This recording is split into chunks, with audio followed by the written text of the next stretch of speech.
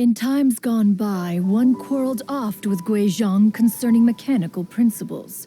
We each had our ideals, and neither would yield. Under the pretext of a social gathering, one invited the impartial Rex Lapis to judge the quality of our creations. But Rex Lapis declared that Guizhong's Obscuro Vulpus mechanism was superior. Though one was too proud to acknowledge it, in one's heart, one knew that Guizhong was indeed the superior talent in the mechanical arts. As for the story between Guizhong and Streetward Rambler, that begins with a certain bell. In Guizhong's opinion, while mechanisms were no substitute for human composers, they were yet capable of producing simple but fine melodies.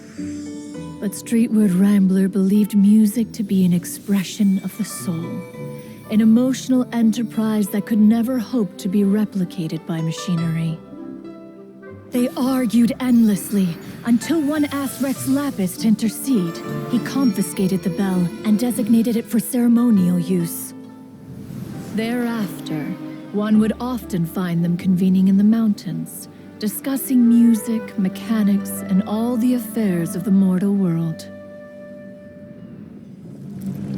But these good times were not to last.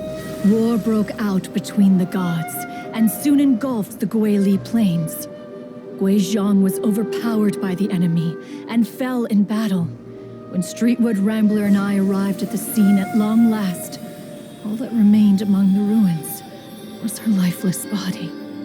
After this, at Streetward Rambler's request, Rex Lapis granted her the cleansing bell for safekeeping. To honor our friend's memory, one made a few finishing touches to her ballistic device. Many lantern rites have passed since then. Many greetings and goodbyes. Upon what do you gaze? The Guili Plains? No.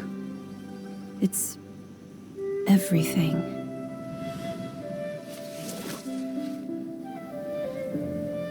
We think of human life as like a lantern that's lit one minute and extinguished the next. But are we Adepti so different? Perhaps as dust settles after a storm, we too must one day return to the world below. One has always been austere.